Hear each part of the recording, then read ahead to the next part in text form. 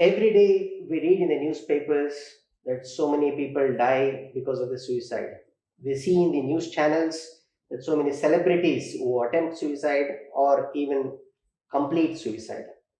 It is so much distressing for us who are reading or seeing this news. So think about the families who lose their family member because of this suicide. And think about the person themselves if they are contemplating suicide or when they are trying to end their life. Yes, today is World Suicide Prevention Day. September 10th every year is marked as World Suicide Prevention Day because every suicide can be prevented.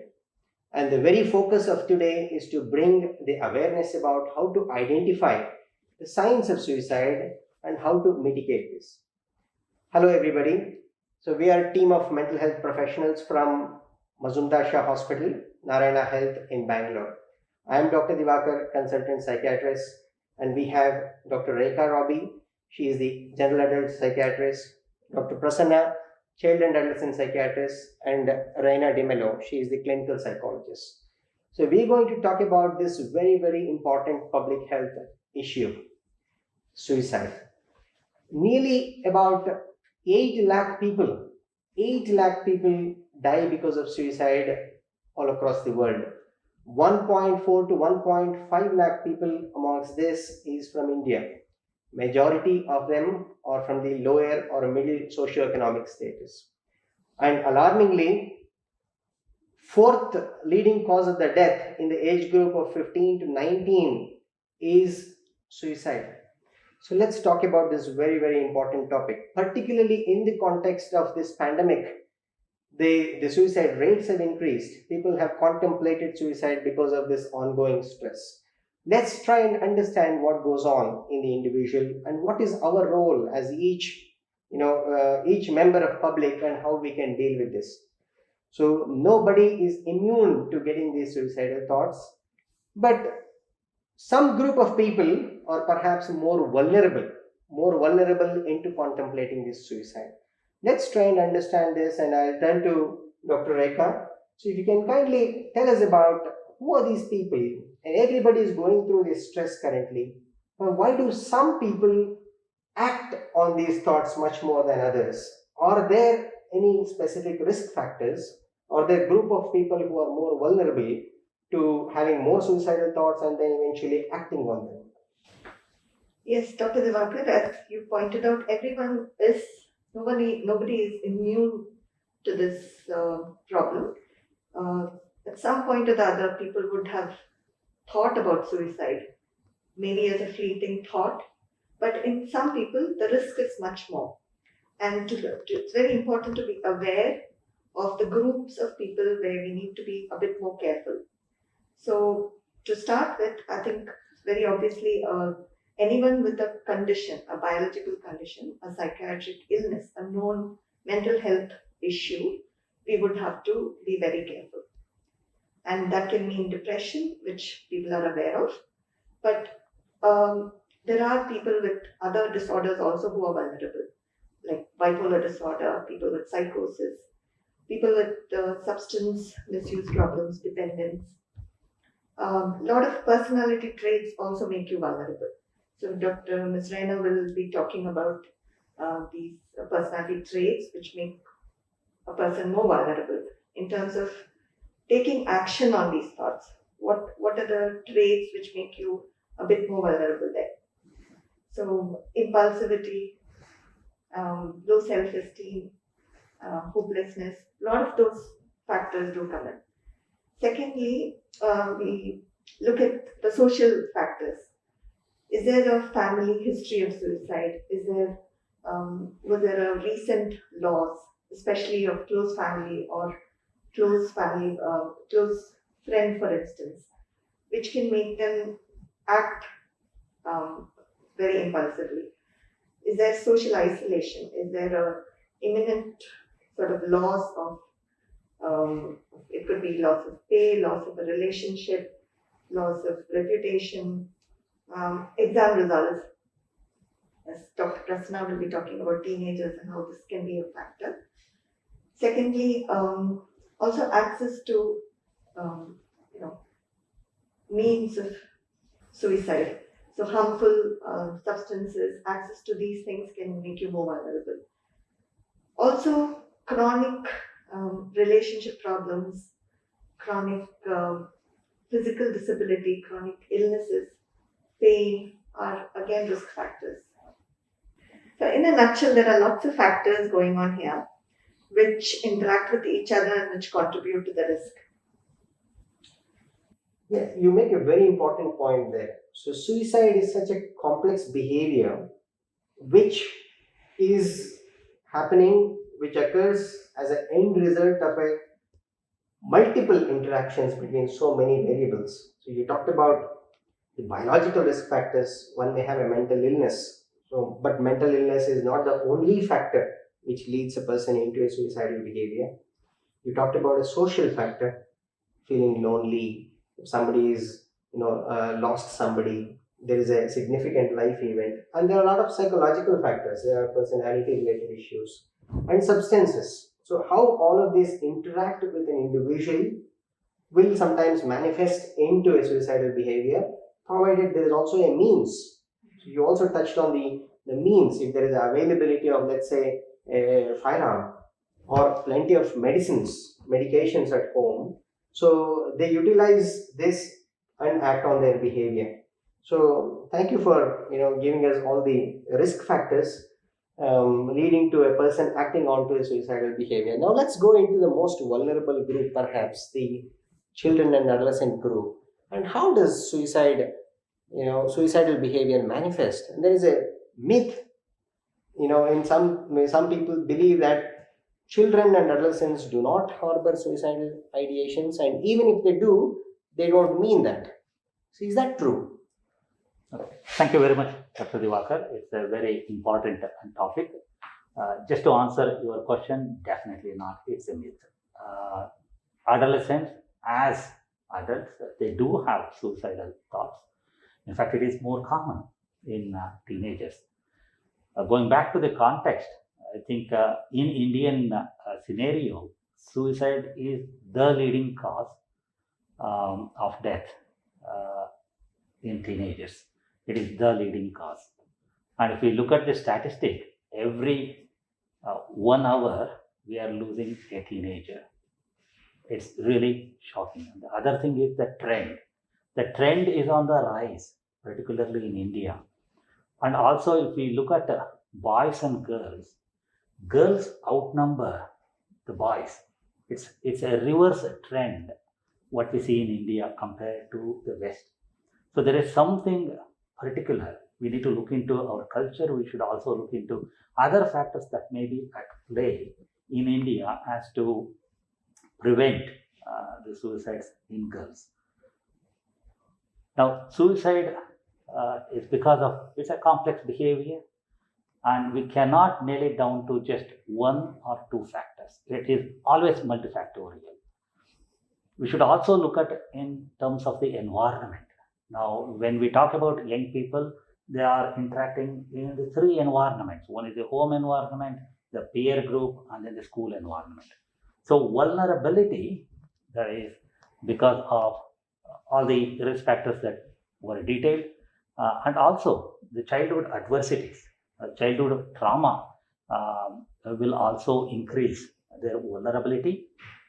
And then something in these three environments or one of the environments can trigger the suicidal thoughts. Importantly, bullying in the school or in a peer group, and we also know how sensitive our children are now with regards to body image. Now, Indian society, we do talk about food a lot more insensitively sometimes in front of young people, and that does trigger sometimes, and therefore we should be mindful of whenever we are referring to a young person, particularly with regards to their body image. Coming to the suicidal thoughts as such, all these vulnerabilities and the triggers can give rise to suicidal thoughts, and then maybe 1 in 50 or 1 in 100 will then move on to suicidal ideation and then attempting suicide. So we have to intervene early, and in this case, earlier the better. So any sign of a suicidal thought, or the vulnerabilities, the risk factors that we discussed about. Most importantly, depression. That is one illness that is grossly underdiagnosed, underdetected, undertreated across the globe, and particularly in India. And depression is such a complex issue in a teenager because mood generally fluctuates in every one of us, and as part of growing up in a teenager, and therefore to detect depression in this particular group may be a challenge, but any change in their behavior uncharacteristically should warrant particularly withdrawal of the behavior, not interacting with family members, or leaving a note or saying goodbye or parting with their loved belongings should alert anyone and should seek help straight away. So there are lots of barriers to access services, which I think we will be covering in great detail. But teenagers do form a particular vulnerable group in the Indian context, and we all have a role in terms of how we work with young people, building in an atmosphere where they can thrive and they feel belonged and they can blossom and achieve. So it is a myth that teenagers and children don't harbor these suicidal thoughts. So there is no age limit really. In every age group, anybody can have suicidal thoughts and it can extend to becoming a suicidal behavior. So everyone is more or less vulnerable for suicide. Like Dr. Rekha mentioned, some people who are more vulnerable because of various issues which are going on. And you also mentioned about there's no one single factor. So you can't, pin it down to one factor, unlike what we read in newspapers sometimes. Just a fail in examination led to suicide. It's not as straightforward as that, isn't it? I mean, it's perhaps is the trigger, final trigger which led to that behavior, but there are a lot of other factors which might have been going through. Maybe the child is going through depression. So can I ask specifically about depression? You mentioned that it's slightly different to how it manifests in the adult population. How is it different in adolescence, and how can a parent pick those things, and at what stage they need to talk to the professionals? Yeah. I mean, depression in young people can be put it as there are subtle differences. Okay. Say, for example, in adults, we look at the somatic symptoms, which are bodily symptoms like, not eating properly or not having good night's sleep, not able to concentrate, having, low energy levels, feeling tired all the time. They're all there even in teenagers, but they can be attributed to growing up because of the hormones, and generally the energy levels do fluctuate, and therefore we cannot just go with those kind of symptoms. Even if we take a sleep alone, sleep difficulties are extremely common in general population, and therefore in depression also. And it can be hypersomnia, i.e., they can sleep more. In depression, they can also have less sleep. Okay, so which is there. The other thing is that they tend to portray a different image. They have to maintain within the peer group, and therefore they are forced to wear a mask as if to say that I'm okay, and they will try and cover up their feelings, and they tend to keep their feelings to themselves unless they know that there is a person who they can confide in and who is listening. Then they will open up. So a teenager who has a smile on her or his face should not be taken as there is no depression or he is not depressed. We should be very careful, and therefore I say the relationship in all the three environments that I talked about, they should pay attention to what the teenager is saying, and we should not be judgmental when they are talking. We should openly listen. We should listen to them with an open mind. That's very, very important. So you're again stressing on the fact that there has to be, there should be a good confiding relationship for every child and an adolescent. It must be at home as well as outside. And when they open up and talk, and which is the case in many people, including adults, that they do talk about this suicidal behavior or thoughts. If they have in their mind, invariably they open it up and they talk to people who are closer to them. And at that stage, what should a friend or a family person should do, and how should they react? When somebody, a child, an adolescent, for example, talks to their parent about, Mom, I'm not feeling so well. I don't think I should be alive, or in those lines, how should a parent react? How should a friend who's closer to a person who's talking about suicidal ideas, how should they react and how should they deal with it? Yes, yes. Thank you for the question, sir. So, it is not maybe extremely uncommon that people may approach their loved ones, family, or friends, stating that they have been feeling a certain way and they want help. There are a couple of things definitely in which the conversation can be handled much better. But let's also keep in mind that maybe the more we talk about suicide, there is an awareness, there is some preparedness to be ready that okay, someone can come and talk to me about this. Lot of times people will be in shock, they may be very scared, they might argue with the person. So these are the things to avoid, or maybe stating that you're doing it for attention, or invalidating their feelings, saying that this will pass, you're just simply saying it, I don't believe you. These are definitely things that should not be said, and acting very shocked and feeling that you can't handle it, because at that point the person needs to be supported. What can help is just being yourself, mainly patiently listening, gently asking certain questions. Okay, you look concerned. Can we talk about it a little more? I'm concerned about you. Since when have you been feeling this way? Did something happen that's making you feel this way?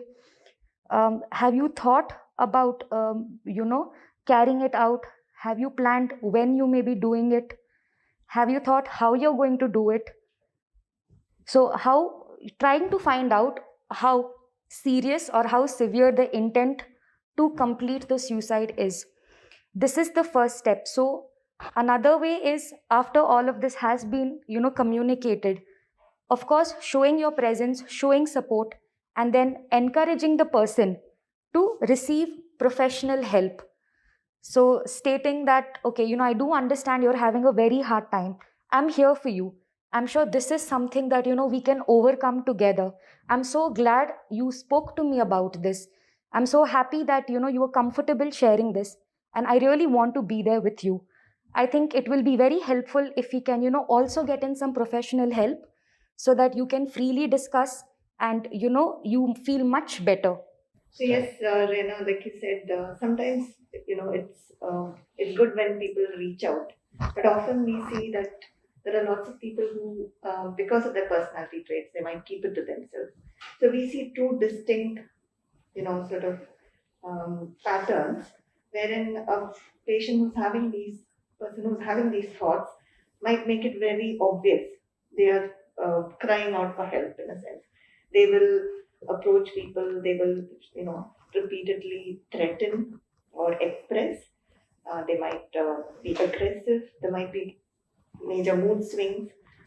But you also need to look at non-verbal cues. Very important that people are aware of changes in patterns, like you said, of eating, sleeping, becoming more withdrawn, leaving maybe slight hints, which also we need to be wary of, especially in a situation where there is a risk. Somebody's got a bad news, someone's had a big loss, a relationship breakdown, job loss, any of these things where the loss isn't there. Either the loss is there or there is an imminent, they feel that something is hopeless. They are expecting that something bad will happen. So any situation where I think, our alarm should go off on is, when we see there is an intolerable situation. Either they are in an intolerable situation or something is likely to happen. They feel that something terrible may happen in the next few days or few months in the future. Yeah, I think you again bring in a very, very important issue. There are people who voice these suicidal ideas. There are people, particularly those who are highly accomplished. We see this in the adult population. If they are highly accomplished, holding on to a very good job, always seen by others as somebody who is in control at all times, they find it very, very difficult to open up and express, their feelings of helplessness. So they are the people who are likely to bottle up and then eventually, end up into a suicidal behavior. So it's very important in this age group. How do they manage themselves when they feel so despair, so helpless? What are the strategies that one can use to help themselves? You touched on how a family member or a friend can help. So how can an individual who's going through this phase of either low mood, feeling helpless, how can they help themselves? So definitely, timely intervention is key over here. The person might realize that, okay, it's been a long time, I have been feeling this way. This itself should be a warning sign that, I need to seek professional help. Now, parallelly, as professional help, mental health consultations are going on, there are a lot of skills, techniques, and strategies that are discussed in these consultations that equip the person to handle these situations better when they are on their own. Some of them can include learning certain coping strategies when they feel extremely distressed, such as either engaging in some kind of an exercise, certain distraction techniques, certain breathing techniques, moving to a safe place, talking to someone. A kind of safety plan can be made and developed collaboratively with the treating team. So, identifying what the triggers are, that generally these situations make it likely that my suicidal thoughts get higher, identifying them, and then making up a plan saying that in these situations, these are the warning signs. What do I do now? Listing down the coping strategies, and then listing down what are the other distraction techniques I can do, making sure that they commit to removing any form of lethal means, either medications, maybe a rope, maybe any razors, blades, any way in which they can potentially harm themselves. They have to commit that they are going to clear off all these things from their surroundings. And when they feel intensely distressed, making sure and committing that they move to a safer place. That is what the safety plan would comprise generally. So you're saying, in other words, these suicidal thoughts are very temporary. So they are not like permanent. They're not going to be there at all Yes. times. And even the individual will know that. There are some Right. times that it becomes so intense that they get the urge to act on them. But following all these Yes. techniques and how they can realize that this is just a temporary thought, Right. and if I handle this thought, that behavior Yes. can be Absolutely. averted. It can be aborted. So each individual should have their own list of things that they can do, Mhm. even when they get a suicidal thought or not. This is Yes. applicable when we are going through stress. All of us go through stress. So if we have a strategy in place which we can utilize or use to distract ourselves so that we Yes. get that control back after Yes. some time. It could be as simple as simply, Yes. deep breathing techniques Yes. and becoming aware of these thoughts which are becoming more and more, and telling oneself that no, this is just a temporary thought. Absolutely. I need to distract myself and seek out to help. In coming to a professional is obviously very good, and we do know that there are a lot of barriers that they have to cross before coming to a professional.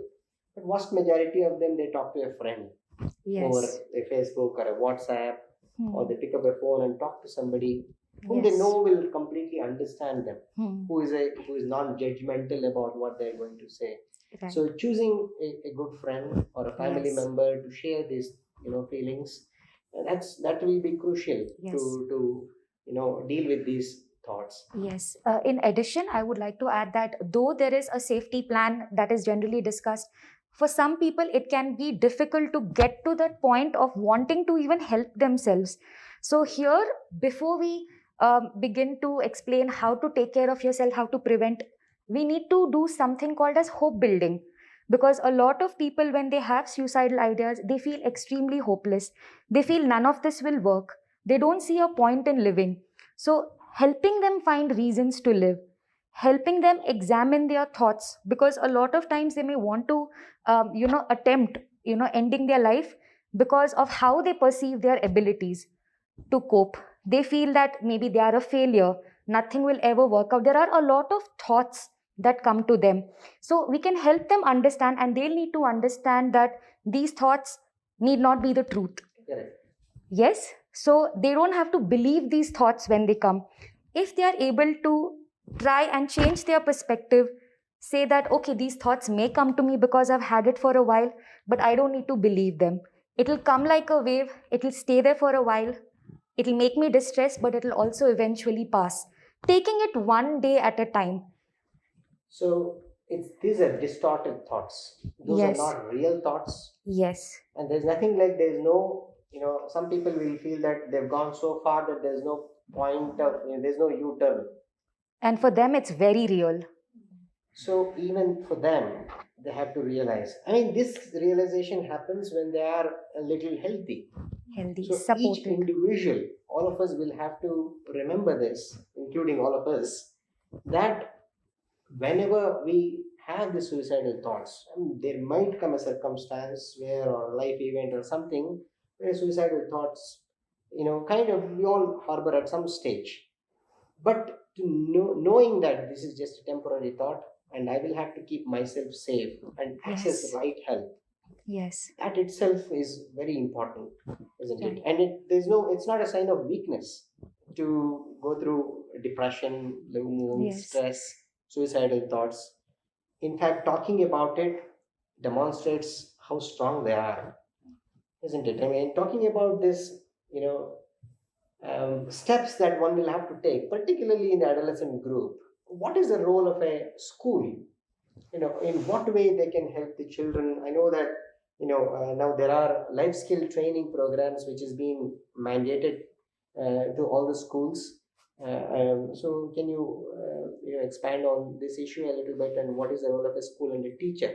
Correct. Yeah. I think, as we stated earlier, everyone has a role in terms of supporting in person when it comes to their mental health and well-being. As they say, it takes a village to raise a child, and school is very, very important, and school teachers have a very important role and a huge responsibility, particularly given this context of pandemic, where increasingly they're on online mode. You don't have the physical contact, and therefore it in itself is a barrier to access child's mind or emotions, and therefore it is very difficult. And so are the children sitting alone at home and cut off from their peer group. And when they receive feedback, how that is going to play out on their mind. Therefore, I would say, teachers need to be particularly sensitive to the context we are in currently, what might be going through the young person's mind, and therefore give any feedback very sensitively. Okay, and also follow through. That's the first thing. The second thing is, in terms of prevention, we will have to provide training to teachers, provide training to young people right from early age. It should be like a part of the curriculum. It should be a regular activity rather than ad hoc lecture on mental health and well-being, because they need to focus on the problem solving skills, social skills, distress tolerance, and also supporting each other. And if they can make it happen, it will be in the school. Teachers have a huge role in terms of shaping young person, and their contribution to the society is huge.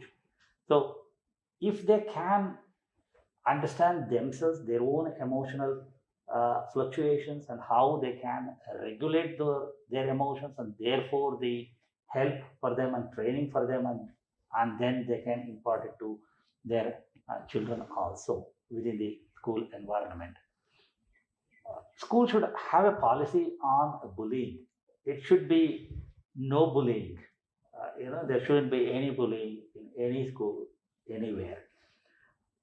And in case if they come across any bullying, how they are going to deal with it is very, very important. Sometimes I think, schools, because of the position they are in the society, reputation, they may not want to hear or even deal with. So young person will be caught up, and that is something to be avoided. So anti-bullying campaign, anti-bullying policy, mental health and well-being as a curricular training program that is happening on a regular basis is the way forward. Well, likewise, even in the adult group, there has to be policies in every organization. So we do know that there are certain groups who get targeted. They are subjected to discrimination. For example, LGBTQ group, people who are differently abled, people with learning disabilities. So, how is the organization, if they are employed in their organization, what kind of policies they can have to prevent all this bullying and discrimination against them? Is something that every organization, hospitals, schools will have to seriously think about. Now, of course, government has been playing a proactive and a positive role in the prevention of suicide, and still a lot more has to be done. The recent changes that came about in the Mental Health Act decriminalizes suicide, which means that everyone who expresses or has suicidal ideations can go and avail help without having any fear of going through a judicial system. So they can walk into any hospital, any emergency department, be it a government hospital or a private hospital. And there are a number of helplines also from where they can take confidential help, and we'll be providing all the numbers. So, talking about the role of the media, social media, and the stigma. So, how does that? Sorry, so you were just talking about how there are helplines, there is help available, schools, we can train them, but obviously there are also barriers that we see where people stop themselves from taking that help that is available. So one of the biggest factors I think is the stigma. Overall, even mental health issues, people tend to shy away from or feel reluctant to approach a mental health practitioner because of the role of stigma in our culture. I think the more awareness we spread, the more we talk about, the more we accept that any of us are vulnerable, and this is part of life. Just like you wouldn't shy away from a diabetic diagnosis. You would be running to the doctor with if your sugars are high. And I don't see this as any different because the risks are the same. There is ultimately a loss of life, and the more we spread this message, we can get over these stumbling blocks. At the same time, there are sections of people who don't talk, keep it to themselves, and don't seek help. And at the other spectrum, we also see, like you were saying about social media. Sometimes people are loud about it, either for seeking help or sometimes even after the act is done. How media, you know, um, sends across these messages, puts up news, sensationalizes the news, has a very negative impact on the people who are already vulnerable. So we know that one of the risk factors is also seeing people close to you die by suicide. The role of things we see on TV and movies, and especially if there is a sudden big news about a famous personality who's taken their life, automatically a person who's having negative thoughts, certain negative ideas, will think, why not me? Maybe this is the route to go. And you're actually pushing them off that edge. They've been contemplating it. So media has to take on more responsibility about how things are conveyed, how to have boundaries about putting up details of the incident. Be very careful that you don't forward messages which are unnecessary or inappropriate, keeping in mind also the sense, the being very sensitive about the family and people close to close to the person who's died, which is, I think, recent times it's been really appalling.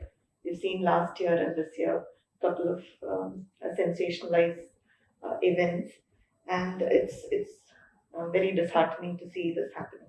So I think media and newspapers, they all play a big role in, keeping it not negative, being more sensitive and um, More in the lines of responsible. educating people on how they can, Yes. deal with this difficult situation.